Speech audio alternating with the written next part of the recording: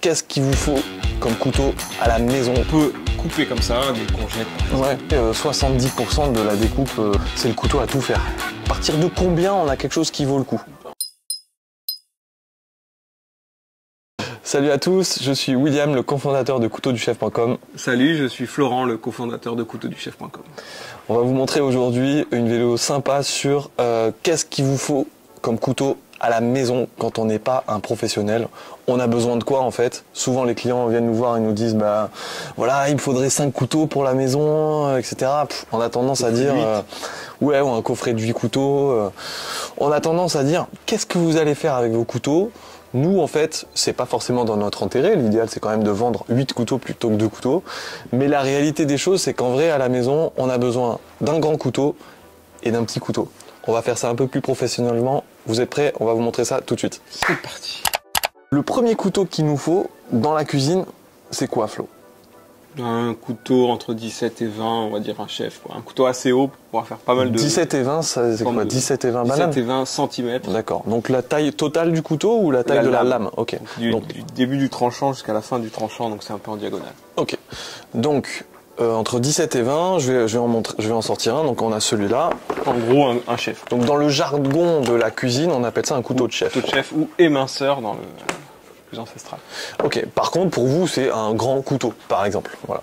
Donc là on nous a donné un couteau de chef qui fait, lui il fait 21 cm. Je pense que c'est la taille idéale moi, pour la maison. Donc le couteau de chef en 21, c'est un grand couteau qui va vous permettre de faire, on va dire, allez. On peut couper comme ça des courgettes par exemple. Ouais. On peut venir faire du avant arrière pour faire okay. Je sais pas, une côte de bœuf.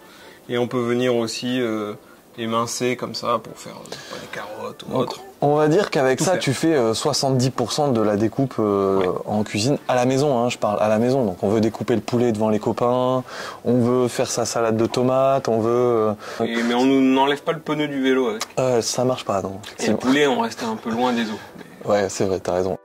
En gros, ce qu'il faut se dire, c'est que dans la vie de tous les jours, on a besoin que ce couteau, on puisse faire un peu tout. Voilà. Tu vois, c'est le couteau à tout faire.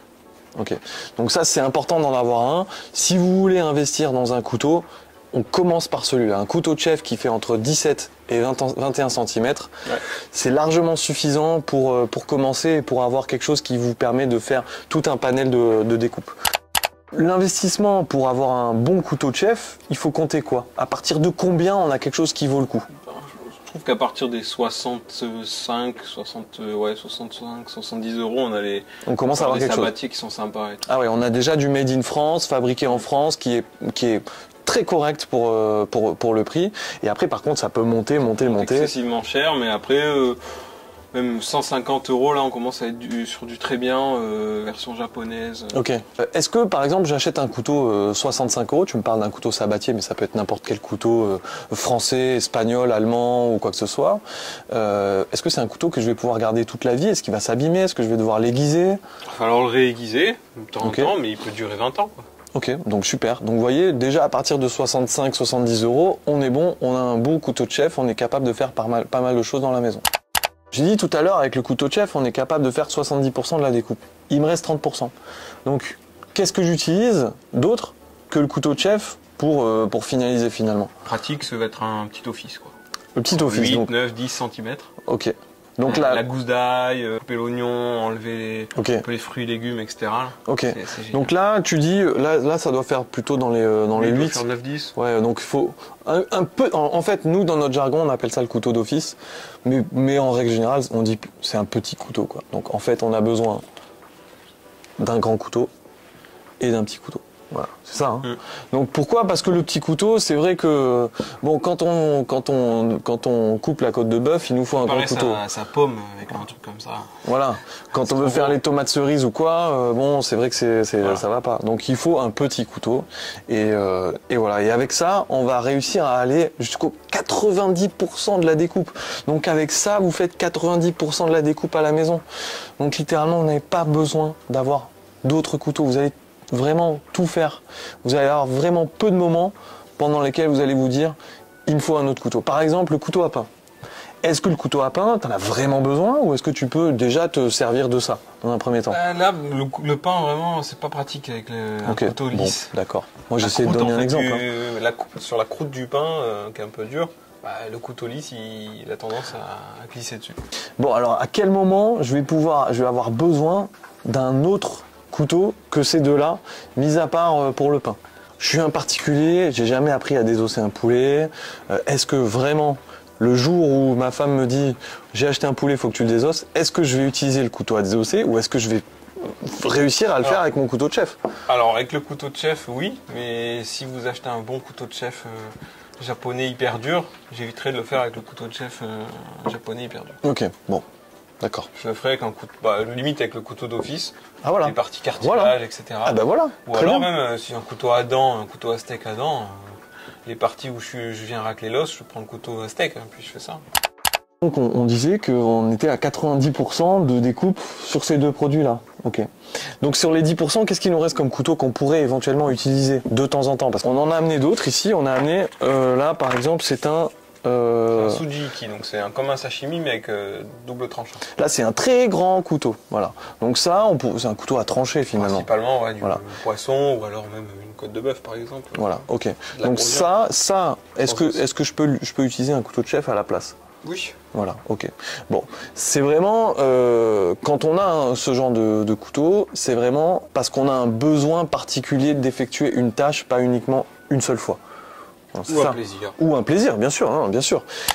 Qu'en fait, à la maison, voilà, on peut se suffire largement de ces deux tailles de couteau, l'office et le chef, et qu'on n'a pas besoin d'aller chercher immédiatement un désosseur, un filet de sol, un trancheur, un couteau bec d'oiseau. Tu sais, c'est les becs d'oiseau, c'est des trucs comme ça, alors que personne n'utilise finalement. Alors, il y a quand même une nuance, c'est le couteau Santoku. Tiens, je te laisse le présenter. Le couteau Santoku, c'est comme un couteau de chef, un peu plus petit et avec une forme différente. Alors, qu'est-ce que tu peux nous dire sur la différence entre le chef et le Santoku? Pour une personne qui est pas très à l'aise avec une grande lame, parce que pas l'habitude, c'est trop grand pour couper ce qu'elle coupe généralement, une courgette ou autre, en fait, c'est une solution idéale. C'est le Santoku, c'est un peu plus petit, donc généralement ça fait 16,5, 17 cm, jusqu'à 18. Okay. Et la prise en main, c'est plus facile, plus maniable en fait. Donc on est plus en confiance. Et le Santoku, c'est l'équivalent du chef, mais version japonaise. Ils ont le chef, mais c'est un peu son équivalent parce que c'est un éminceur, etc. C'est très agréable. Bon, ça veut dire Santoku, ça veut dire 3 vertus. Donc il peut un peu tout couper, viande, poisson. Donc c'est un couteau à tout faire finalement. Voilà, donc comme le chef en Occident, on a le Santoku au Japon. Donc voilà, en fait, vous pouvez vous suffire de deux couteaux, un grand, un petit. Dans le grand, vous pouvez choisir le chef ou le Santoku. Et par contre, le petit, ça reste le couteau d'office qui... voilà.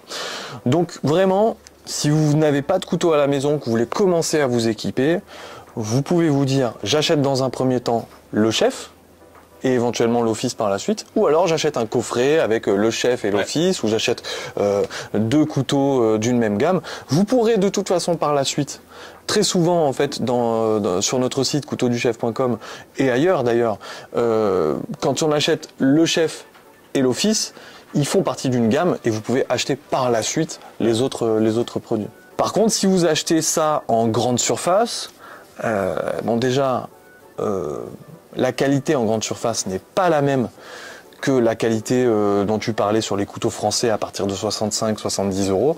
On ne le voit pas physiquement puisqu'en fait les couteaux se ressemblent tous. C'est juste au niveau de la matière que ça change. Donc les couteaux que vous allez acheter en grande surface, alors il y en a certainement quelques-uns qui sont bons. Voilà. 3 coupes. Voilà, ça coupe bien au départ, mais après, en fait, rapidement, ça coupe plus, et donc vous devez aiguiser. Comme vous savez pas aiguiser, personne ne sait aiguiser avec la bonne machine, et ben, on fait un peu comme on peut. Donc voilà, écoutez, j'espère que ça vous a plu cette vidéo.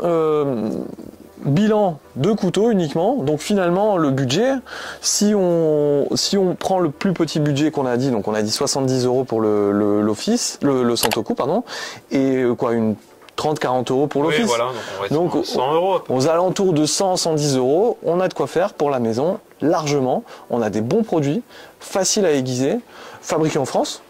Voilà. Et après, évidemment, on peut monter pour aller chercher d'autres produits fabriqués en Allemagne, au Japon, avec en France aussi, mais avec de meilleurs aciers. Voilà. Donc, écoutez, maintenant, à vous de jouer, j'ai envie de dire. Si vous n'avez pas vos couteaux, allez sur notre site, choisissez. Il y a pas mal de couteaux d'office, pas mal de Santoku, pas mal de couteaux de chef. On se dit à la prochaine. À bientôt. Bye bye, ciao.